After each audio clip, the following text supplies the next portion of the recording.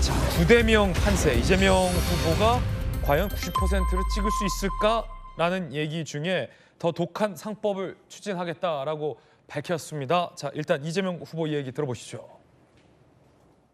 참 듣기 싫은 얘기긴 한데 국장 탈출은 지능순이라는 뭐 그런 황당한 유머까지 생길 정도가 됐습니다. 외국인 투자자들도 한국 시장에 대한 불신이 많아진 상태 아닌가 싶어요. 이런 집안에서 막 혜택 보고 규칙 안 지켜서 부당한 이익 얻으면서 어떻게 글로벌 기업들하고 경쟁을 합니까? 저도 꽤 큰 개미 중에 하나였어요. 정치를 그만두면 다시 또 주식시장으로 되돌아갈 가능성이 99.9%죠. 자, 이재명 후보가 더 센 상법 개정안을 추진하겠다라고 밝혔습니다. 내용부터 한번 확인해 보시죠. 코스피 5천 시대를 개막하겠다라며 상법 개정 재추진을 공약했는데요. 자, 재추진 상법 개정안 내용은 집중 투표제를 활성화하겠다, 소액주주 대표이사 선임에 유리하고 감사위원은 분리선출하겠다, 경영 감시 기능을 강화하겠다라는 건데요. 재개 우려로 삭제됐던 내용을 재추진하겠다라고 들고 나온 겁니다. 오늘 동아일보가 사설에서 좀 비판적인 사설 썼어요. 함께 보시죠. 동아일보 사설입니다. 이재명 후보 성장 우선이라더니 더 독한 상법으로 기업 족쇄 채우나 개미 투자자의 표심을 잡겠다는 의도, 주가는 포퓰리즘 입법으로 높일 수 없다. 기업을 벼랑 끝으로 내몰면서 주가 지수를 갑절로 끌어올린다는 약속은 비현실적이다라고 좀 혹독한 사설이 나왔습니다. 복귀 의원님 어떻게 보십니까? 지난번 그 상법이 그냥 통과가 되고 거부권 행사가 안 됐으면 이런 고민까지 안 했을 텐데 지난번 제출된 상법도 굉장히 부족하다, 타협적이다. 결국은 지난번 제안된 상법이 실제는 국민의힘에서도 이렇게 바꿉시다라고 주장을 했던 거예요.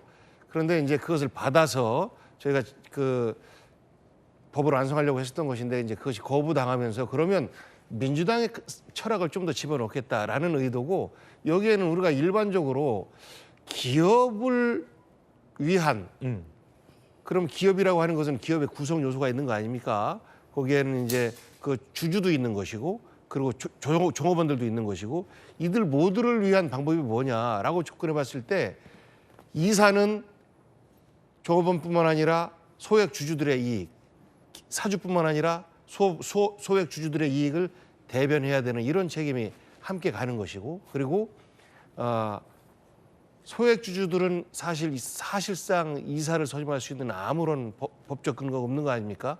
실제 1999년도에 상법 개정이 되면서 일정 정도의 가능성을 열어는 놨는데 실제 다 현재 뭐 일종의 기업 규칙이나 법인 규칙으로서 이게 다 닫혀져 있는 이런 현실이라서 이거를 강제할 수 있는 집중 투표제를 실시를 하면 소액 주주들의 대표도 이사로 선임될 가능성을 더 높이는 것이고 그리고 이제 감사도 분리해서 선출했을 때 실제 감사 기능을 더 활성화시킬 수 있는 이럴 때 그러니까 기업가라고 불려지는 분들은 일단 그 다수의 주식을 갖고 있는 분들 아닙니까? 이분들의 이익을 중심으로 해서 우리 기업이 운영되고 있기 때문에 지금 우리 주식시장이 활성화되고 있지 않다라는 것이 근본적인 문제제기예요. 우리 경제 규모에 비해서 주식이 지나치게 저평가되고 있다. 그러려면 뭐냐라고 했을 때 나오는 말이 지금 이제 소액 주주들의 어떤 권한을 더 보호하고 또 이들의 어떤 이들이 경영에 참여할 수 있는 길을 주는 것 이것이라고 뭐 모두가 다 이야기하고 있는 거거든요. 그래서 차제에 이 법을 좀 만들면 우리 주식시장이 훨씬 더 활성화되고 그렇게 됐을 때는 일부 그 주식을 많이 갖고 있는 분들의 횡포 속에서 소액 주주가 피해를 보는 이런 일도 막을 수 있고 또 그러다 보면 자연스럽게 우리 주식시장은 활성화되지 않을까라는 제안을 하고 있는 것이고 이거는 뭐 갑자기 툭 튀어나온 것이 아니고 그동안에 쭉 집중적으로 우리 주식시장 활성화를 위해서 그리고 일부 그 독점적주의를 활용하고 있는 그 다수 주주들 이분들을 견제할 수 있는 안으로 그동안 쭉 제기되어 왔던 대안이기도 합니다. 네, 자 김관삼 회사님. 그런데 오늘 동아일보가 사설에서 매우 질타를 했습니다. 그러니까 반기업 정서가 담겨 있는 법안을 가지고 어떻게 성장을 하겠냐, 모순적이다라는 동아일보가 비판을 한 이유는 뭡니까? 일단 저거 자체는 기업을 신뢰하지 않는 걸 전제로 하는 거예요. 자본가는 탐욕적이고 대기업, 대주주는 자기 자신만의 이익을 위하는 어떻게 보면 나쁜 집단이다. 그래서 이걸 경쟁하려면 소액주주들이 나서야 한다. 그냥 언뜻 보면 뭐 제가 볼 때는 이게 꼭 뭐 나쁜 제도로 볼 수는 없어요. 장단점이 있죠. 그런데 우리가 이제 자유시장 기본 질서에 의한 자본주의 시장이지 않습니까? 그런데 지난번에 개정상법이 이사 충실 의무를 뒀거든요. 이사회에서 뭔가를 결정을 하는데 그게 주주에게 손해를 가면 배임죄로 묻겠다는 취지예요. 그러니까 이사회에서는 어떤 결정을 할 수가 어려운 상황이고 그다음에 지금 집중투표제하고 이제 감사선임 분리제인데 외관상으로 보면 소액주주 보호하는 게 맞죠.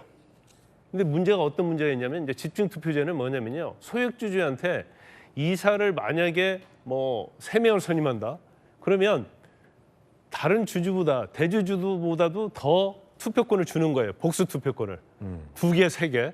그러면 소액주주에 원하는 이사를 선임할 수 있는 거죠. 그런데 그러면 대주주 횡포를 견제하니까 좋은 거 아니냐 하는데 우리나라는 대주주가 70% 주식을 갖고 있으면 예. 이걸 이사할 때 주총에서 70% 행사하는 게 아니고 3%밖에 행사를 못 해요. 현재. 그렇기 때문에 그러면 이제 소액주주들이 좋아하는 이사는 들어갈 수 있다. 그다음에 감사 선임도 마찬가지죠. 지금은 주주총회에서 이사를 뽑고 그 이사가 감사를 선출이 되는데 이사는 제외하고 감사 선임만 하겠다는 거예요. 이거 소액주주가 하도록 하는 거예요. 독립적으로. 그럼 언뜻 보면 소액주주가 보호가 되지만 문제는 뭐냐면 기업 자체는 성장을 해야 하고 예. 신성장 동력에 뭔가 투자를 해야지 기업이 성장할 수 있는 거 아닙니까? 그런데 소액주주들이 반대하면 아무것도 못 해요. 자, 예를 들어볼까요? 삼성전자 예를 한번 들어볼게요. 자, 삼성전자 원래 가전 회사였습니다. 세계적으로 별로 주목받지 못했죠. 이병철 회장이 반도체를 신성장 산업으로 해서 하겠다고 해요. 다 반대합니다. 반도체 갖고 삼성전자 망한다. 삼성전자가 이사회에서 결정을 했어요. 이사회에서 결정할 수 있는 이유는 그래도 운영진, 경영진에 맞는 이사들이 있으니까 이사에서 통과가 됐겠죠. 결국 그 다음에 적자합니다. 그 다음에도 적자를 해요. 그러다가 지금 현재 이러한 삼성전자 반도체 세계 최고의 기업이 된 거 아닙니까? 이런 것들이 사실은 막힐 수밖에 없는 그런 상황이 된다는 거예요. 그래서 지금 왜 이재명 대표의 이거에 비판을 하냐면 앞에서는 기업 성장 계속 얘기하고 있어요. 그래놓고 기업을 옥죄는 그런 규제를 하고 있다는 거고요. 그다음에 주가 5천 얘기를 하고 있잖아요.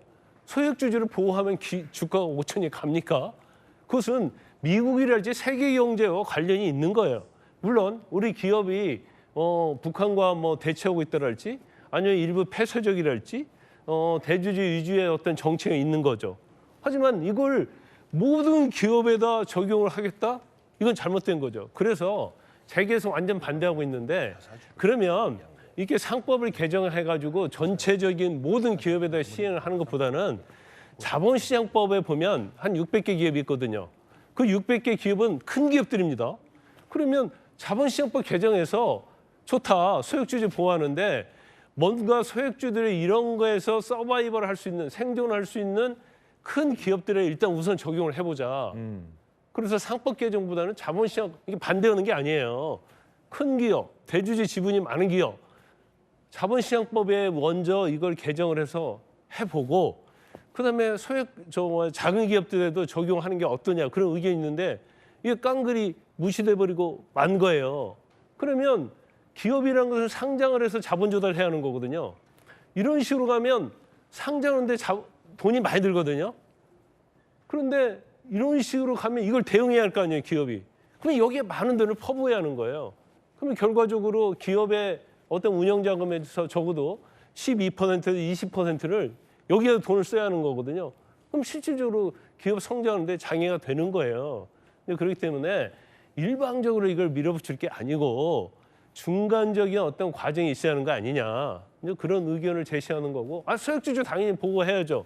그렇지만 과도한 이런 법으로 인해서 하는 것은 오히려 대한민국의 성장 발전, 대기업이 성장하는 데 있어서는 커다란 돌멩이를 던지는 것이다. 저는 그렇게 봅니다. 그러니까 우리나라 지금 대기업, 재벌기업의 가장 큰 문제는 오너 경영을 통해서 오너의 리스크가 기업의 리스크로 이어지고 결국에 이것이 주주나 이 회사 구성원 전체 이익을 해야 하는 구조로 되는 이 악순환이 계속 되는 거거든요. 그래서 계속적으로 소액 주주의 주주권을 강화하고 경영 투명성을 강화하기 위한 상법 개정안은 이루어져 왔습니다. 대표적으로 집중투표제죠. 이게 1999년에 상법 개정을 해서 집중투표제를 도입을 했는데 정관에서 이걸 배제하는 정관을 둬버리면 쓸 수 없는 제도로 만들었습니다. 그러니까 실질적으로 막 개선안을 하는 것 같이 있지만 결국에는 기업 위주로 아직까지 상법이 작동하고 있거든요. 이런 부분을 이번에 한번 제대로 해보자는 겁니다. 이게